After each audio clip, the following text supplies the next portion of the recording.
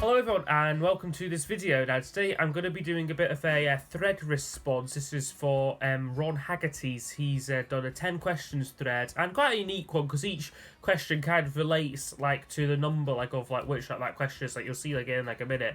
And I see it was Richard McCook's video and I thought it's a really good set of questions here, and I just fancied doing a response to it. So yes, we'll just get started. We've got like I said 10 questions here. So the first one is a band with one studio album. This was a little tricky for me, but I came up with this one here. It's a band called the Waltones, and this is an album called Deepest, and it, as I said, their only studio album. They're sort of Manchester indie band, late 80s. Nothing groundbreaking, but if you like that sort of late 80s indie sound, this will be right up your street. Notable thing with this album is it features a guy called Mark Collins, who would later join the Charlatans, who are of course a lot more successful. But yeah, the Waltons, this is their only album, so yeah, definitely fits this question. Next up is called Two of a Kind, different albums with the same title. Now, this one was probably the most tricky one for me, and I do think I am maybe pushing this a little bit because they are both by the same artist, but he didn't say that couldn't count, and they are also both self-titled. I think you can probably guess what it's going to be. So yeah, it's Peter Gabriel, so I've chosen Peter Gabriel 1 and Peter Gabriel 2. They're both called Peter Gabriel. All four of his first 4 albums were all just called Peter Gabriel, so I went for this. I mean, I literally didn't have anything else I literally didn't have anything else what I could have used for this in my collection, so I decided to go for these ones. So you may be slightly cheating there. Next question is 3 Times a Charm, a band where it took 3 albums for them to really click, to really find themselves, to really start producing great quality music.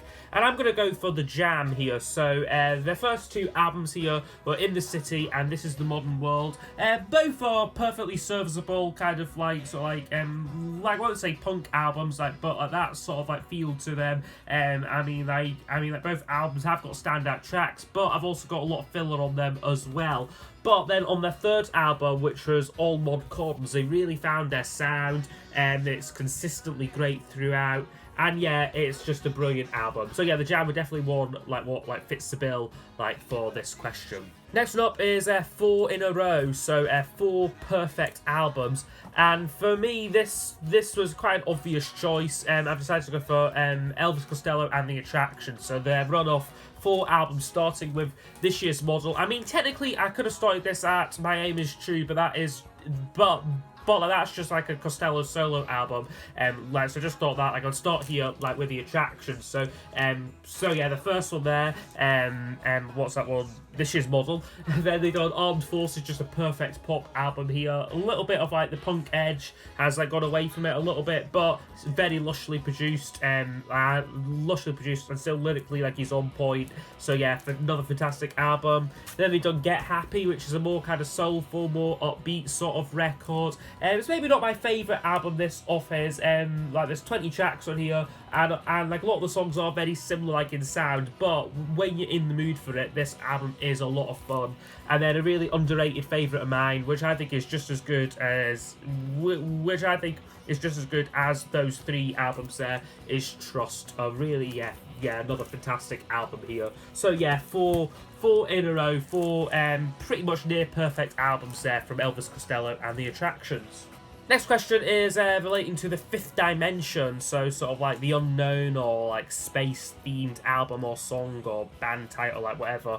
And I've gone, quite an obvious one, this one here, The Dark Side of the Moon by Pink Floyd. I don't really need to say much else about this album. Absolute classic, and yeah, that's what my choice is for question 5. Okay, next up, question 6 is you have to name a band with 6 members. This was also quite a tricky one. Now, in Rich's video, he went for the Beautiful South, and I would have loved to have gone for them. They are now one of my favourite bands. But in the end, I looked through my collection, and the only other 6-piece band I had is this album by Deacon Blue. Very sort of similar band to the Beautiful South, quite adult contemporary. adult contemporary here. I've got like the two like lead vocalists, so they sort of like help like bump out the numbers like a little bit. So yeah, Deacon Blue, they had 6 members on this album here, which is Rain Tell, which I believe is their first album. Next up, question 7 is relating to God's Number, so an album or band name with God in the title. This one is a album which my uncle had, and I just like picked it up. I don't really again, it is kind of just like run of the mill 80s indie, like kind of indie pop sort of feel to it, but it's by a band called Hurrah, and the album is called Tell God Angio. So this one fits the bill for question 7. Next one up is question 8, which is the number of unity, so a song about sort of unity and sort of coming together. This one, I went for mostly because like the chorus sort of mentions it. It's Walls Come Tumbling Down by the Style Council, so they sort of like sing what's the chorus again? Like to it, like governments rise, the systems fall, because unity is powerful. So yeah, it's kind of about sort of like the unions again, like in like the 80s, and sort of like standing up like to like the government like awful at the time. So yeah, this one fits the bill, I think. Walls Come Tumbling Down. Okay, next one up is number 9, which relates to finality or completion. So the last album to feature a particular member of a band. So I have got 2 choices for this one here. So first one is ELO, Secret Messages. This was the last album to feature Kelly Grocott, who was their bass player. He'd been with them since the El Dorado album, and yeah, this was the last album which featured him. And the other one I've gone for is Squeeze's album Frank, which is the last one which had Jules Holland on it. Although he did leave the band like quite a few years prior to this, like when they reformed, like in the mid 80s, like he got back with them like for 2 albums, maybe 3 albums actually. I'm not sure if he's on like Cozy Fan, Tutti Frutti, but yeah, this is definitely the last record which he's on.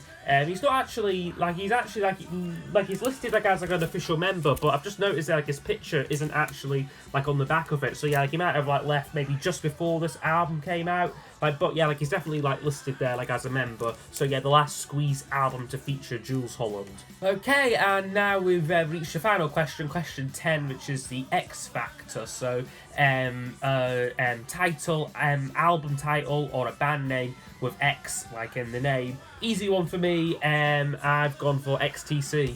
Yeah, like there's nothing really much else to say about them. Yeah, just fantastic band. And yeah, pretty much like any of the albums are really great. So yeah, I've gone for XTC for the last question. So that's been my little thread response there to Ron. So yeah, I hope you have enjoyed the video, and I will see you all next time for the next one. Goodbye.